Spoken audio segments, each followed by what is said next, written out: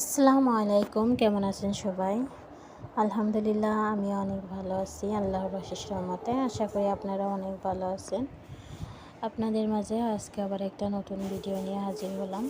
দূরে এবং কাছে যে যেখান থেকে আমার ভিডিওটা দেখছেন সবার জন্য রইল অনেক অনেক দোয়া ও ভালোবাসা।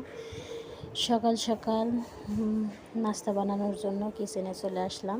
এখানে আম কেটে নিতেছি। আজকে আম দিয়ে রুটি দিয়ে আমার বাচ্চারে নাস্তা বানিয়ে দেবো। ও আবার আম আর রুটি ভীষণ পছন্দ করে, আর কোনো কিছু না হলেও চলে। এই রুটিগুলো রেডিমেড আমি মার্কেট থেকে কিনে আনছিলাম সকাল সকাল। এই তো ছেঁকে নিতেছি রুটিগুলা গরম করে, তারপরে খেতে দিয়ে দেবো। এই তো হয়ে গেছে। আর লাবিবের জন্য রুটি, আম আর কিছু খেজুর দিয়ে ওকে খেতে দিয়ে দিলাম। আমরাও এইগুলা দিয়েই নাস্তা করে নিয়েছি আজকে সকালে। আর এদিকে চা বানিয়ে নিতেছি। চা তো মাস্ট, প্রতিদিন চা না খাইলে কিন্তু আর ভালো লাগে না। এই তো চাগুলো বানিয়ে এখন একে একে ঢেলে নিয়ে এখন সবাই মিলে খেয়ে নেব। চা খাওয়া শেষ করে দুপুরে রান্না বান্নার জন্য চলে আসলাম। আজকে রান্না করব খাসির মাংসগুলো আমি ভিজিয়ে নিয়েছি, ভালো করে ধুয়ে পরিষ্কার করে নেব। এই দেখেন মাংসগুলা আমার আর কাটতে হয় নাই, মার্কেট থেকেই কেটে দিয়েছে। ওই যা বাঙালি ভাইরা ছিল, ওদের কাছে দিলে ওরা কেটে দেয়, তো ওরা এর বদলে টাকা নেয়।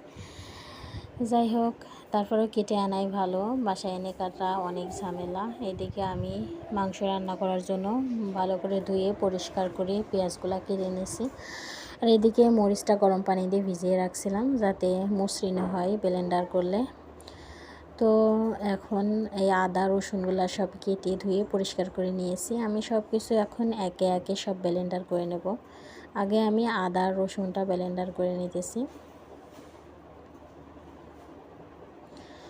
তো একটু পানি অ্যাড করলাম, পানি না দিলে হয়তো দেখা যায় আবার ব্লেন্ডার করা ভালো হয় না, যে কারণে আমি আদা রসুনের ভিতরে সামান্য একটু পানি দিয়ে সুন্দর করে ব্লেন্ডার করে নেব।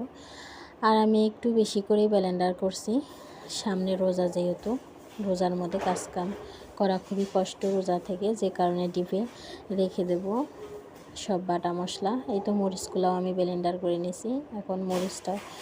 এখন কিছু রান্না করব আর বাকিটা আমি ফ্রিজে রেখে দেব। এই তো মাংসটা ধুয়ে পরিষ্কার করে নিয়েছি। এখন এর মধ্যে দিয়ে দিতেছি তেজপাতা, লং, গরম মশলা, তারপরে ধুয়ে কেটে রাখা পেঁয়াজগুলো অ্যাড করে দিতেছি। এরপরে দিয়ে দিলাম লবণ, মরিচ বাটা, সব কিছু পরিমাণ মতো দিতে হবে। রসুন বাটা, আদা বাটা, জিরার গুঁড়া, সজের গুঁড়া, হলুদের গুঁড়া, সব কিছু দিয়ে। যাই হোক, এদিকে আমার ছোটো ছেলে আবার ডাকতেছে, তো আমি সব কিছু দিয়ে দিলাম। এখন আমি ভালো মতো সুন্দর করে মাখিয়ে নেব। তো যত ভালো করে মাখাবেন তত বেশি ভালো হবে। যাই হোক, আমি এই দেখেন সুন্দর করে সব কিছু দেওয়া শেষ হলে মাখিয়ে নিতেছি। মাখিয়ে পরিমাণ মতো পানি দিয়ে বসিয়ে দেব।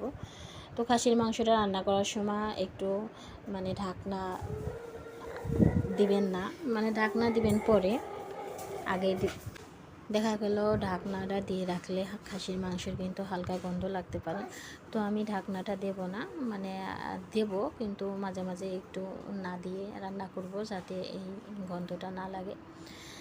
এই তো দুপুরে রান্নাবাড়ি খাওয়া দাওয়া সব শেষ করে বিকালের দিকে লাবিবের বাবা আবার ইলিশ মাছ নিয়ে এসেছে দুইটা। এখানে প্রায় 4 কেজির মতো ইলিশ মাছ ছিল। মাছগুলো অনেক বড় বড় ছিল, কিন্তু এখানে ছোটো মনে হইতেছে আর অল্প মনে হইতেছে।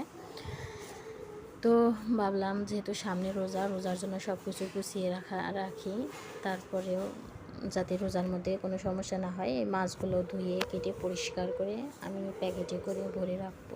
প্যাকেটে করে গুছিয়ে ফ্রিজে রেখে দেবো।